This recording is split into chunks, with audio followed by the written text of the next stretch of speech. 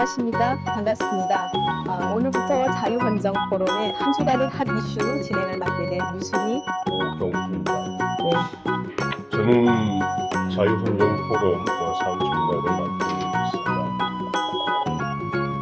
우리 유승희 대표님에 대해서 자주 소개를 드리려고 하는데, 부산 여성신문 대표로서 부산 지역의 여성운동을 많이 하는 지역 은행이라는 좋으신 NGO 일색을 하고 있습니다. 제가 조금 부족한 부분들 조금 더 보완해서 자기 소개해 주시죠. 방금 NGO 1세대는 아니고요. 사실상 언론에는 가깝죠. 제가 기자로서 활동해온 게 30년 정도 넘었으니까 저랑 같이 활동했던 분들이 지금 한 7, 80대 연배가 되셨으니까. 그때 이 막내로서. 그렇죠. 막내였고, 그런데 지금 어느덧 이제 한 30년 세월이 흘렀는데, 저는 기자로서 한 30년간 활동해왔고, 또 언론사 대표로서 방금 말씀하신 부산여성신문 대표로 한 12년 정도 대표 활동을 해왔고요.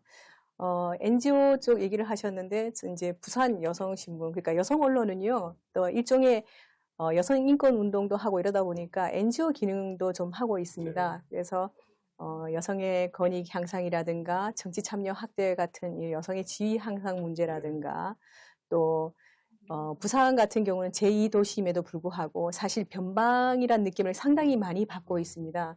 그래서 지역과 여성이라는 이중적 차별과 소외를 느끼고 있는데 저희 여성 언론을 통해서 또 지역에도 사람이 있고 인재가 있고 여성이 있다는 걸 우리 저희 여성주의 매체를 통해서 알리고자 많이 노력을 하고 있지요. 네. 근데 우리 오 총장님은 16대 국회의원을 하셨죠. 네, 친박연대 사무총장을 역할을 하신 것도 알고 있는데 이번에 그 박근혜 전 대통령께서 사면되셨지 않습니까? 누구보다 기쁘고 또 감회가 남다르시겠어요? 네, 네. 아니 그런 마음이야 저뿐만 아니라 많은 우리 국민들이 같은 마음이라고 생각하고, 제가 사실 이 대통령께서 자유의 몸이 되신 무렵에 유영아 선배랑 통화를 하면서 뭐 한간에 알려진 건강이 아주 안 좋으시다 이런 부분들에 대해서 걱정이 돼서 여쭤봤더니, 물론 이제 오랜 이 감옥 생활로 지병이 좀 악화된 부분들이 있지만 그 부분들도 회복에 주력을 하고 계시다.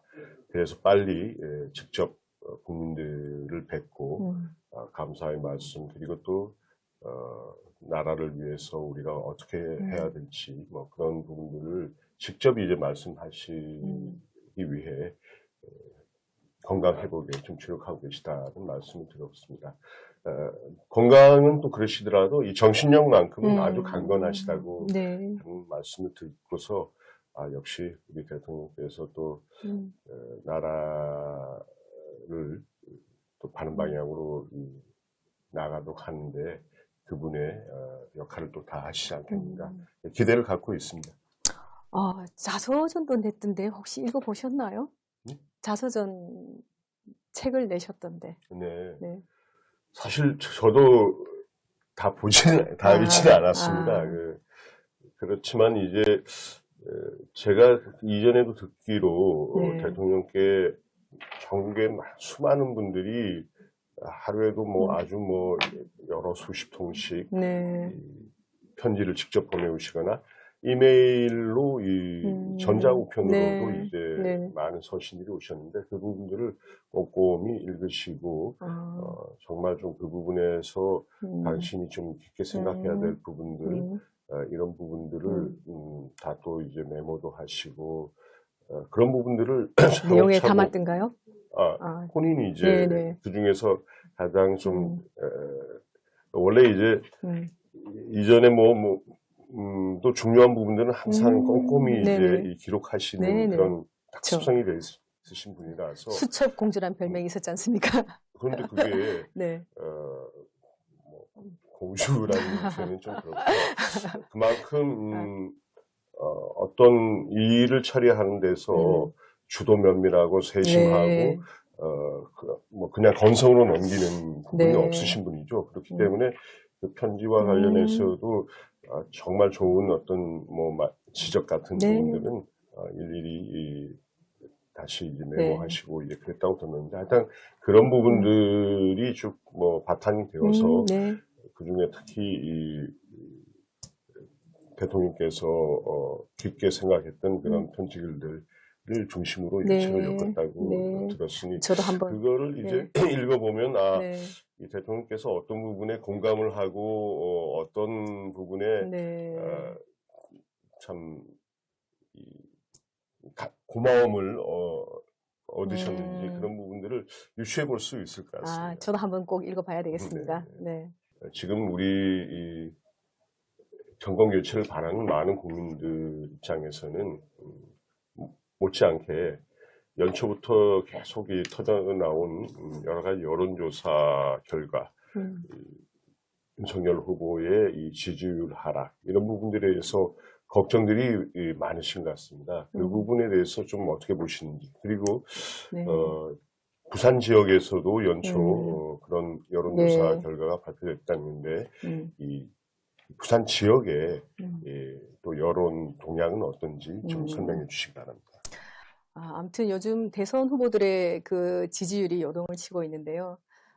지난해 그 11월 달까지만 하더라도 윤석열 후보가 굉장히 좀 앞서 나가고 확연히 앞서 나갔었는데, 연말을 기점으로 해서 지난 12월 한 달은 굉장히 윤석열 후보가 지지율이 많이 이제 하락하고, 이재명 후보 같은 경우는 거의 박스 안에 갇혀 있는 평균 30%에서 40%대를 거의 유지하고 있는 그런 상황인데, 안철수 후보가 굉장히 이렇게 많이 이제 두각을 나타내고 있는 것 같은데요.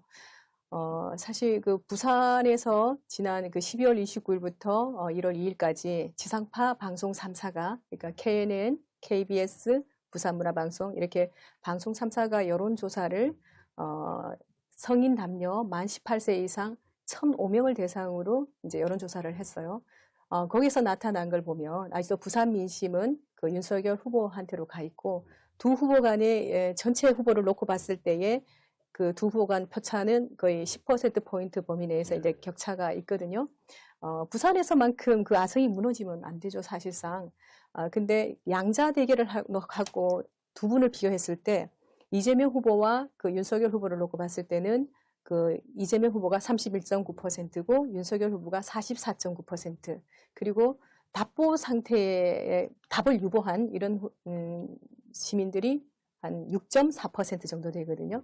이거는 이제 두 사람 중에 어느 누구도 결정하지 못한 사람들이 이 표심이 안철수한테로 갔다거나 이랬던 다른 후보한테로 마음이 향했던 그런 부정층이 6.4% 있다는 거는 향후에 두 사람 봐서 또 이렇게 움직일 수 있는 표다라고 이렇게 보고 있고요.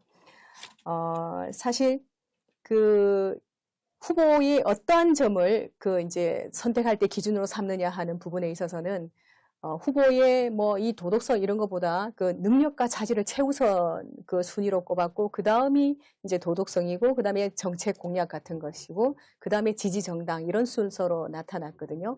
이런 걸 봤을 때에 굉장히 후보가 어떤 캐릭터고 정말 국정 운영 철학이나 국정을 끌고 갈 능력이 있는 후보인가, 여기에 굉장히 주안점을 두고 있다는 점에 정말 주력을 해야 될 것 같고요.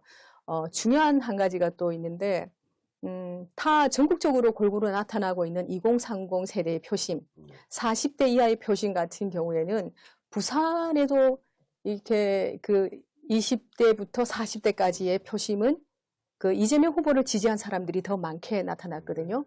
그거를 봤을 때, 이 2030 세대가 사실 우리 국민의 거의 34%를 차지한다고 하거든요. 이 사람들의 표심이 어떻게 움직이느냐에 따라서 이번 대선에 그 향방이 가름된다 해도 과언이 아닌데, 정말 이런 부분에 대해서 후보가 굉장히 많이 좀 노력하고 주력해야 된다 이렇게 생각하고 있습니다. 그 외에 부산 지역 어떤 또 궁금한 다른 데이터 알고 싶은 거 있으신가요? 이런 이 현상들이 단순히 뭐 부산 지역에서만의 문제가 아니라 전국적으로 좀 공통적으로 짚이는 대목인데요. 지금 이 윤석열 후보 지지율 하락에는 뭐 여러 요인들이 거론되지만 특히 어제부터 네. 지금 선대위가 굉장히 이제 뭐 전면 재편 뭐 이런 얘기가 나올 정도로 어떤 면에서 밖에서 국민들이 볼 때는 좀 뭐 어떤 난맥상 혼선이 있지 않나. 또 이제 이 당대표의 네. 역할에 대해서도 좀 걱정스러운 이런 부분들이 많은데 이런 부분들을 실제 이 현장 그러니까 이 여의도에 이 정치하는 사람들 말고 정말 정권 교체를 바라는 순수한 마음을 가진 그 현장에서 이 국민들은 어떻게 바라보고 계신지 한번 좀 네. 전해 주시기 바랍니다. 비단 저만의 생각은 아니고요. 주변에서 저희들이 이제 뭐 식사를 하거나 취재를 하거나 이렇게 만나본 지역 민심은 국민의힘은 정말 이게 사람이 그렇게 없나? 왜 맨날 저 노인한테 끌려다니면서 저 노인한테 모든 걸 정치를 맡기느냐? 정말 패기 있게 뚝심으로 그 윤석열 후보가 좀 이렇게 강력한 드라이브 걸어서 좀 끌고 나갔으면 좋겠다라고 이렇게 생각하는 사람들이 상당히 많고요. 조금 아까 속보를 보니까 저 선대위가 총괄 선대위원장을 좀 지금 이제 배제하고 후보가 갈 가능성이 크다라는 이런 이제 뉴스를 이제 본 적이 있는데 저는 사실 그렇게 돼야 된다고 보고 있습니다.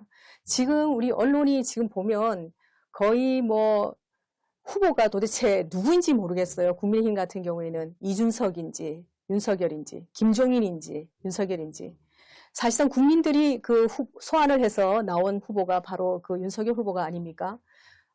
지난 그 조국 사태 때 검찰총장으로서 정말 살아있는 권력에 맞서서 용기 있게 정말 패기 있게 정말 그 정의감 하나로 법치를 바로 세우고자 했던 윤석열의 그런 캐릭터를 보고 국민들이 소환을 한 거거든요. 그리고 추미애 그 법무부 장관을 하면서 권력 남용 얼마나 심했습니까? 그 검찰 조직들 굉장히 자리가 뭐 수시로 바뀌어가는 전무후무한 있을 수 없는 그런 사태를 굉장히 많이 우리가 국민들이 보고 겪었지 않습니까? 그런 모습들을 보면서 정말 이대로는 안 되겠다. 정권 교체를 통해서 정말 이 나라를 바로 세워야 되겠다. 그런데 검찰총장으로서 윤석열이 보여준 그 모습을 보면서 국민들이 굉장히 많이 희망을 얻었지 않습니까? 윤석열 후보는요, 국민들에게 희망을 준 후보입니다. 그래서 국민들이 직접 소환했고 당이 발굴한 인물이 아니에요. 국민들이 소환한 걸 당에서 끌어들여서 이제 후보로 만든 거 아닙니까? 그러면 뒤에서 이 사람의 캐릭터를 살려서 적극적으로 지지하고 후원하고 밀어줘야 되는데 이 정치권에 들어와서 사실상 다 좀 심합니다만 망쳐놓은 것 같아요. 이분의 캐릭터를 그대로 살려줘야 된다고 저는 봐요. 그 지지율 하락 이유도 사실상 윤석열 캐릭터 그대로 갖고 나갈 때는 지지율이 상당히 높았습니다. 그런데 정치권에 들어와서 정치권이 개입하고 당에서 감나라 콩나라 이렇게 하면서부터 이상하게 내려갔거든요.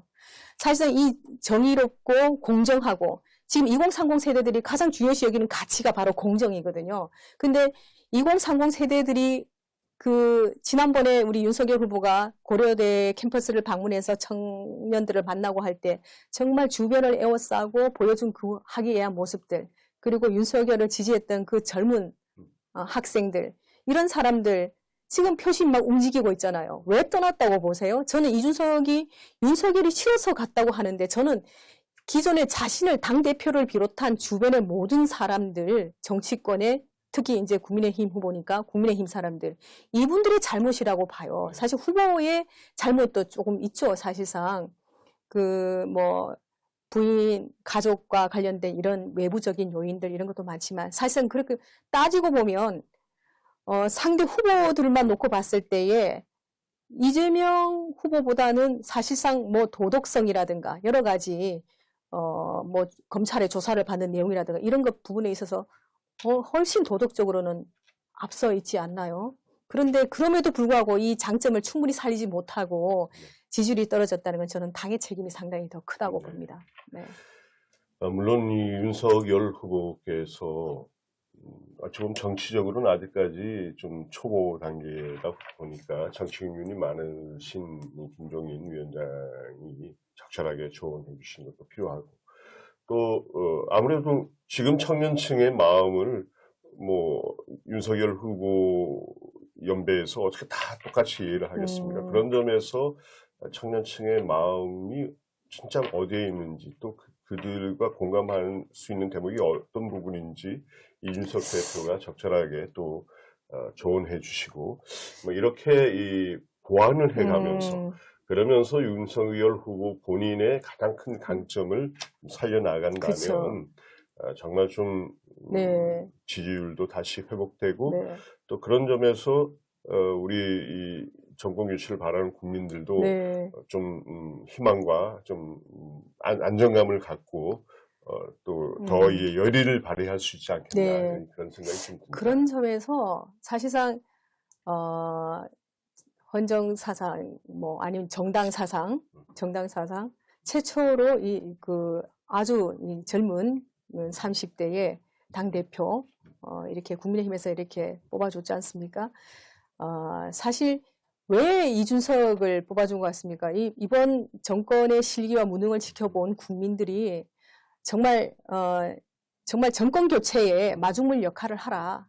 또 2030 표심이 중요한 만큼 당신 자체가 2030 세대의 그 표심을 누구보다 잘 읽으니까 그 역할을 좀 해주십사 하고 이준석을 당대표로 뽑았던 거 아닙니까? 근데 사실 그 역할만 하면 되고 2030 역할들의 표심을 잡기 위한 전략을 세우고 이 대응 후보한테 이렇게 적극적으로 뒤에서 좀 도와주는 역할을 하고 이것만 하면 되는데 자기가 언론에 적극 나서서 뭐 대표하는 말을 한다거나 자꾸 말을 만들어서 자기가 스포트라이트 받는다거나 이런 건 좀 없애야 될 것 같은데 얼마 전 인터뷰하는 내용을 보니까 좀 기가 막힌 내용이 하나 있던데요.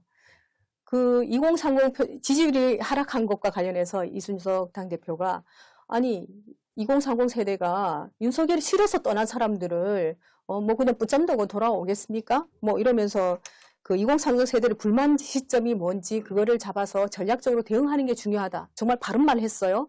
근데 전략적 대응이 과연 어떤 것인지 자기가 언론에 나서 떠들 것이 아니라 후보한테 캠프에서 자기가 이 전략적 대응을 어떻게 해야 되는지 이거를 제시를 하고 그 옳은 방향으로 가야 되는데 자꾸 말만 앞서는 것 같아서 굉장히 좀 그렇고요. 어저께 또 우리 김종인 총괄 선대위원장께서 언론에 나와가지고 뭐 후보는 우리가 시키는 대로 그냥 하라는 대로 짜여준 대로 그냥 연기만 잘하시라. 이렇게 이건 후보한테 마이너스가 되는 말이라고 생각합니다. 정말 뭐 윤석열 후보는 뇌가 없는 사람입니까? 근데 후보가 소신껏 일할 수 있도록 뒤에서 밑받침 역할을 해주고 자문 역할을 해주든가 이렇게 해야 되는데 이거는 완전히 그러면 자기가 후보지 않습니까?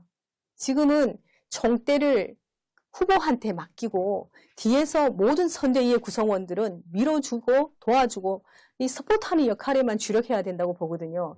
저는 그런 점에서 지금 얼마 전에 했던 그 속보와 같이 윤석열 후보가 그냥 흔들리지 말고 결심한 대로 그냥 끌고 나갔으면 좋겠습니다. 네. 자, 우리 김종인 위원장님의 이 지혜 그리고 이준석 대표의 총기 이 부분을 좀 후보에게 좀 실어줘서 또 후보가 그런 도움을 받아서 본인의 가장 큰 국민들에게 공감을 얻었던 그 공정의 정신으로 이 난국을 좀 헤쳐나 주시길 바랍니다. 네.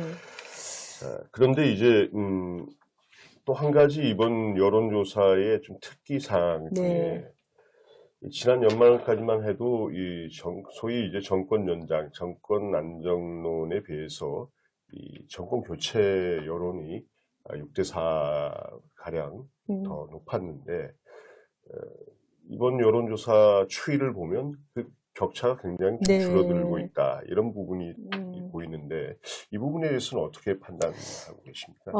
어느 유튜버가 그걸 또 분석해서 내놓은 게 있던데요. 사실상 그 일주일 만에 여론이 반영될 시간적 그 갭도 없이 그냥 어떤 때는 뭐 상대 후보는 그냥 1% 범위 내에서 그냥 오차 범위 내에서 그냥 변화가 크게 없어요. 그런데 윤석열 후보 같은 경우는 막 10%포인트까지 널뛰기를 하고 있거든요. 뭐 아무리 그 김건희 여사의 이런 문제가 있었다 하더라도 뭐 그런 게 여론에 반영되려면 시간적인 이 갭이 좀 필요한데 바로 그게 뭐 반영되기도 전에 여론조사에 보면 뭐 10% 벌어지고 이렇게 하는데 사실상 저는 이 여론조사가 과연 신뢰할 만한 건가 이거는 한번 따져볼 필요가 있다고 생각을 하고요. 그 다음에 여론조사 방식의 문제죠. 또 질문지 내용도 굉장히 중요하다고 보는데 과거에 많은 국민들이 지금 그 정권 교체를 희망하는 사람들이 높게 수치가 나타나고 이러다 보니까 저는 질문지를 교묘하게 좀 바꾸었다 생각을 해요. 실제로 그 전화를 받아본 사람들 얘기가 정권 교체를 원하느냐 아니냐 이게 아니라 정권 유지, 정권 안정을 원하냐 이러면 누구나 우리 국민들은 후보가 누구이냐를 떠나서 정권이 안정되기를 바라지 누가 정권 불안정한 상태에서 뭐 그렇죠. 국가가 제대로 운영이 되겠습니까? 정권 유지냐랑 그렇죠. 정권 안정이냐라는 네. 것은 상당히 이게 다른 그렇죠. 그래서 아예 이런 부분에 대해서 좀 국민들이 헷갈리지 좀 네. 않았으면 좋겠다. 사실 이 여론조사라는 게 한번 공표되면 굉장히 많은 영향력을 발휘하지 않습니까? 뭐 이번 3월 3일부터는 여론조사 사전공지 이거를 발표하는 거를 뭐 법으로 금지한다라는 선거법 개정을 했던데 사실상 뭐 이번 대선에서는 이미 사전에 한 몇 개월간 진행되어 오는 그 여론조사나 이런 발표한 내용들이 많은 그 표심에 영향을 미친다고 보거든요. 네. 그래서 정권 유지에 정권 안정에 속지 말자. 저는 이런 얘기를 좀 드리고 싶습니다. 이 정권이 안정되려면 이 바른 정부가 들어서서 국민들에게 희망을 주면 자연스럽게 그 정권이 안정되기를 다 바랄 테니까 그런 점에서 진짜 이 국민들의 열망과 지금 바람이 무엇인지 이 부분들을 정말 좀 정치인들은 깊게 좀 새겨야 될 것 같습니다. 그런데 또 한 가지 이제 이 여론조사에 아까 좀 전 지적처럼 뭐 들쭉날쭉도 네. 있고 또 거의 같은 시기에 한 여론조사인데도 차이가 있는 그런 경우도 있고 이 조사 방식이나 네네. 뭐 항목에 따라 다 다른데요. 그럼에도 불구하고 큰 추이는 우리가 눈여겨볼 필요가 있는데 아까 유 대표님께서도 이제 지적하셨듯이 20대, 30대 특히 청년층들 그 세대에서 윤 후보 지지가 좀 하락한다.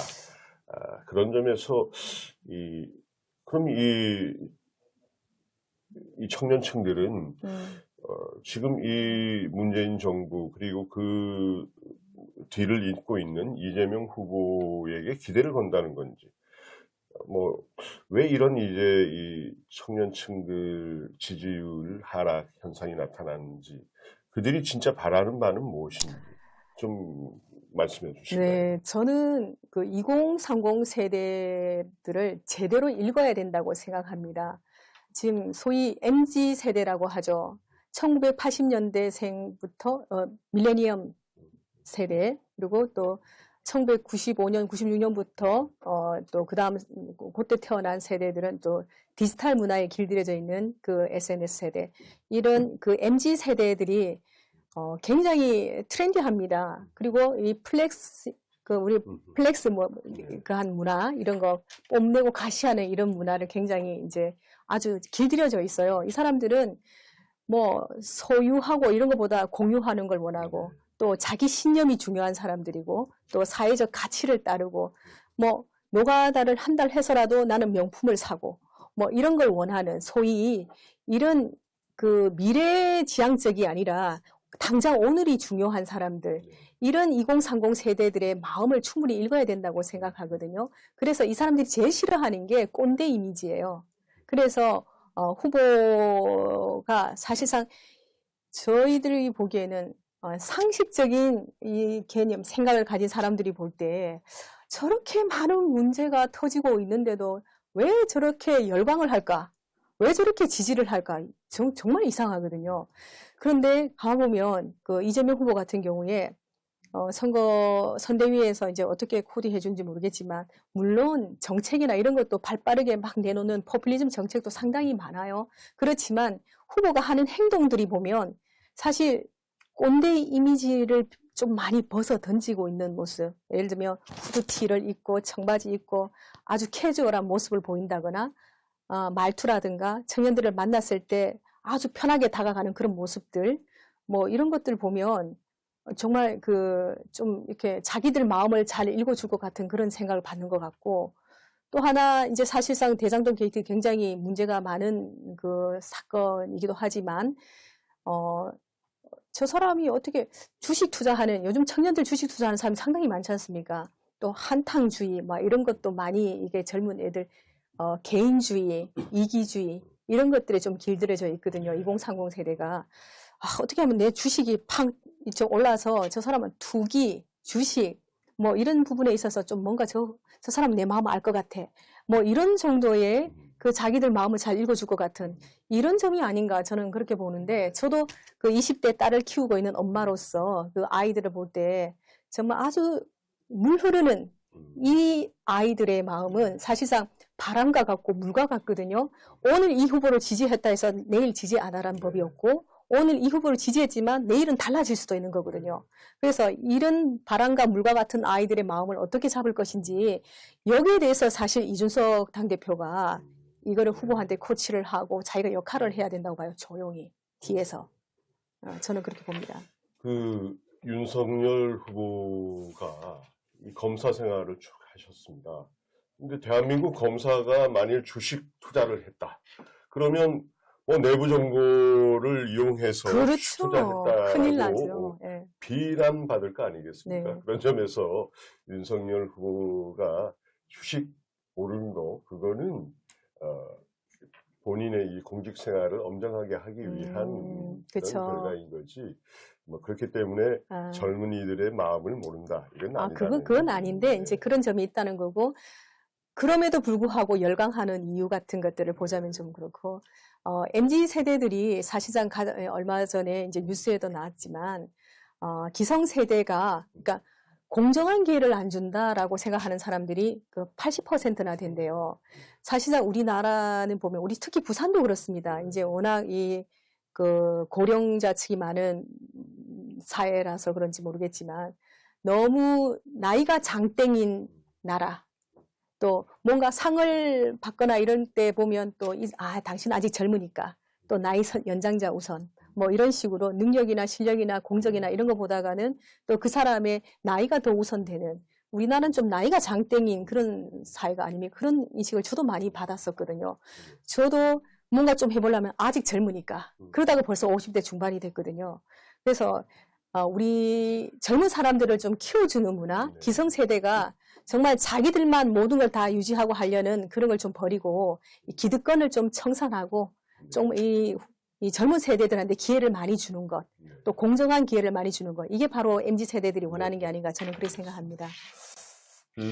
지금 코로나 사태로 국민들의 삶이 굉장히 어렵고, 또 전 세계 경제 역시도 굉장히 어려운 상황이 예측됩니다. 그런 점에서 2달 후 있을 이 대통령 선거에서 어떤 이 대통령을 우리가 선출하느냐, 이것이 이 위기를 잘 헤쳐갈 수 있느냐 없느냐 어떤 가늠이 될 수 있는데, 우리 유 대표님께서는 왜 이 윤석열 후보가 이 나라를 맡을 적임자라고 생각하시는지 좀 압축적으로 생각하시는 부분을 좀 말씀 주시겠습니다. 저는 이제 3가지 단어로 이렇게 이제 키워드를 좀 잡아보면, 첫째는 공정, 둘째는 경제, 민생 안정과 경제, 그 다음에 이제 아까 말한 안정, 공정, 경제, 안정, 이 3가지 단어 속에 우리 미래가 담겨 있다고 봅니다. 그럼 우리 사무총장님께서는 만약에 이제 윤석열 후보 같은 경우에 어떤 점이 이제 어떤 면에서 이렇게 만약에 지지를 한다면? 전 그냥 제가 국민의힘 당원입니다. 네. 국민의힘 당원입니다. 그렇죠. 예.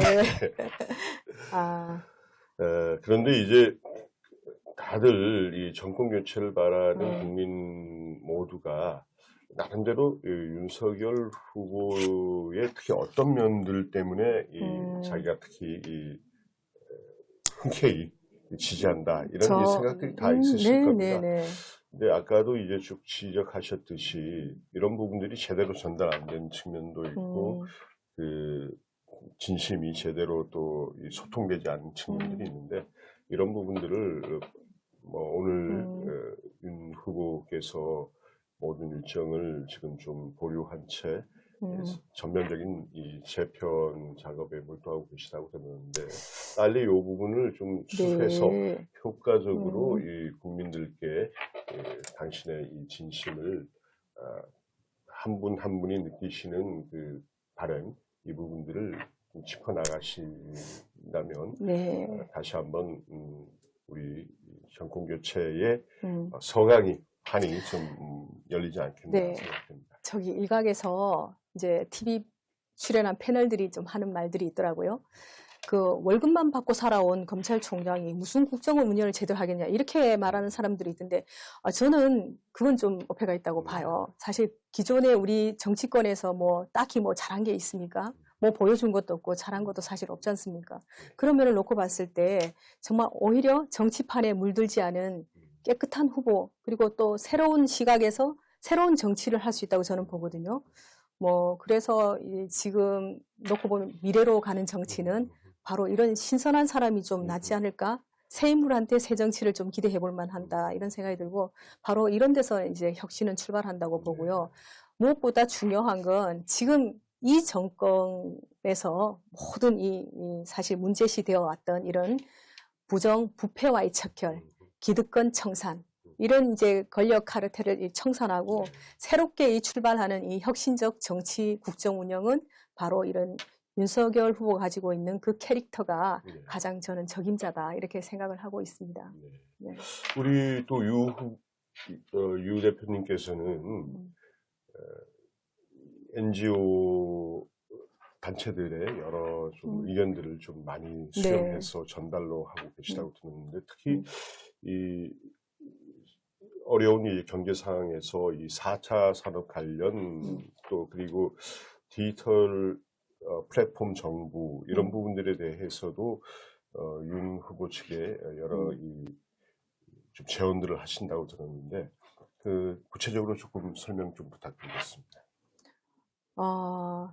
사실 이제 4차 산업혁명을 넘어서 이제 앞으로 5차, 6차 산업혁명 시대를 이제 준비해 나가야 되는데 그 얼마 전에 이제 송영길 대표께서는 민주당의 그 뭐 안철수 후보와 함께 힘을 합쳐서 더 이렇게 코드를 맞춰서 4차 산업혁명 시대를 준비해 나갈 후보는 우리 후보다 뭐 이렇게 얘기를 하시던데 저는 이런 것들이 사실 이 나라를 바로 세운 기틀을 그 정권을 바로 세워서 정말 법치를 바로 세우고 그 나라 탄탄한 경제적 밑바탕 위에 이런 게 다 가능하다고 보거든요. 그런 점에서 지금 대수술이 필요한 이런 시점에서 부패를 척결하고 또 우리 그 무너진 법치를 바로 세우고 이런 바탕 위에 사실상 4차, 5차, 6차 이런 산업혁명 시대를 준비해 나갈 수 있다고 보고요. 그런 점에서 최근에 그 디지털 그 정부를 만들겠다라고 이제 선언한 공약들을 제가 쭉 보니까 굉장히 그 내용이 참신하고 괜찮더라고요. 혹시 그 내용 한번 보셨는가요? 저는 제목은 봤는데 사실 제가 좀 이해하는 부분들이 좀 부족해서 그런지 딱 와닿지는 않는데 그 구체적인 내용들이 어떤 거였죠? 디지털 플랫폼 기반으로 해서 빅데이터, 그러니까 말하자면 빅데이터를 기반으로 한 전자정부인데 이거를 국민 개개인의 그 마이 AI 포털 시스템을 통해서 이제 번거로운 행정 절차나 이런 것들을 좀 줄이고 간소하게 하고 누구나 자기가 이제 손쉽게 민원 서비스를 받을 수 있는 이런 말하자면 요약하자면 그런 정책이더라고요. 그렇다면 뭐 20, 30, 40대들은 그 아주 그렇죠. 익숙한 네. 그래도 또 효율성을 실제로 할 수 있고 다만 이제 그 보완적으로 50대, 60대 이상 좀 정부 소외 계층 세대에 대한 어떤 보완책도 함께 네. 좀 간다면 정말 이 정부를 효율화하고 또 이 새로운 추세에 맞는 그런 공약이 될 수 있을 것 같습니다. 제가 이제 개인적으로는 그 지문 인증 알고리즘을 기반으로 한 여러 이제 IT 사업을 좀 하고 있는 게 있어요. 그러다 보니까 현실적으로 우리 그 정부나 이렇게 보면 굉장히 이제 실험적인 추진을 굉장히 좀 두려워하는 것 같아요. 그래서 기회를 많이 놓치기도 하는데 지금 IT 분야에는 아직도 많은 규제들이 상당히 많은데 이런 규제를 좀 그 철폐하고 또 레퍼런스가 없더라도 또 충분히 그런 이제 그 IT 기업들을 좀 진흥하고 좀 밀어줄 수 있는 그런 정책들을 좀 많이 만들어내야 되는데 어느 정도 이 신생 기업들이 뭐 이렇게 좀 자리 좀 잡고 하려면 기존에 한 걸 내놔봐라. 이렇게 하니까 뭐 레퍼런스가 쌓이기도 전에 이게 퇴짜를 맞는 이런 구조거든요. 고쳐야 될 것이 저는 상당히 많다고 보고 그렇게 하는 동안 중국이나 다른 나라에 다 뺏길 거라고 보거든요. 그래서 IT에 기반한 이 4차 산업을 우리나라가 선도하기 위해서는 이 부분에 이 기술자나 이 훌륭한 엔지니어들이 우리나라 훨씬 많거든요. 이런 사람들을 육성할 수 있는 보다 공격적이고 좀 열린 마인드로 정책을 운영할 필요가 있다. 그래서 좀 아는 후보, 그리고 여기에 대해서 공부가 좀 많이 되어 있는 후보가 좀 됐으면 좋겠다라는 생각이 듭니다. 자, 오늘 뭐 시간이 꽤 경과됐는데 앞으로 이제 윤석열 후보의 이 정책 공약 이 부분에 대해서는 다음 시간에 단순히 뭐 디지털 플랫폼 정부만이 아니라 여러 분야들이 있는데 그 부분에 대해서 하나하나 좀 따져보고 정확한 이해도 하면서 또 보완해야 될 부분이 있다면 재연도 하고 그런 시간을 좀 갖도록 하겠습니다. 이 시간이 참 많이 지났습니다. 하지만 오늘 이 결론적인 얘기는 우리 모든 정치인들이 자기 개인적인 어떤 입지 이런 부분보다 정권 교체를 바라는 우리 국민들의 마음을 정말 좀 진심으로 받아안고 자기를 낮추면서 힘을 합쳐서 새로운 일에 좀 희망을 좀 제시해주는 이런 부분들이 정말 필요하다는 얘기로 모아졌는데요.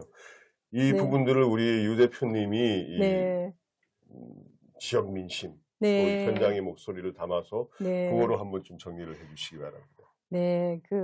또 한 가지 제가 말씀 한번 드릴 게 있는데요. 이제 우리 유권자들이 좀 더 현명해질 필요가 있지 않나 이런 생각을 좀 합니다. 우리가 지난 몇 년 동안 국민들 얼마나 많이 피곤했습니까? 두 번 다시는 좀 어리석은 선택은 하지 말았으면 좋겠다라는 그런 기대를 해봅니다. 유권자도 현명해져야 되지만 우리 국민의힘 이 지도부도 현명해져야 됩니다. 좀 더 좀 야무러졌으면 좋겠습니다. 아까 그 구호를 우리 함께 한번 외쳐볼까요? 우리 준비해온 구호 있지 않습니까? 2022 대선 속지 말자 정권 안정, 이뤄내자 정권 교체, 정의사회 기회 공정, 경제 부강 국민 행복. 수고하셨습니다. 감사합니다. 다음번엔 좀 더 잘 맞춰보세요. 네.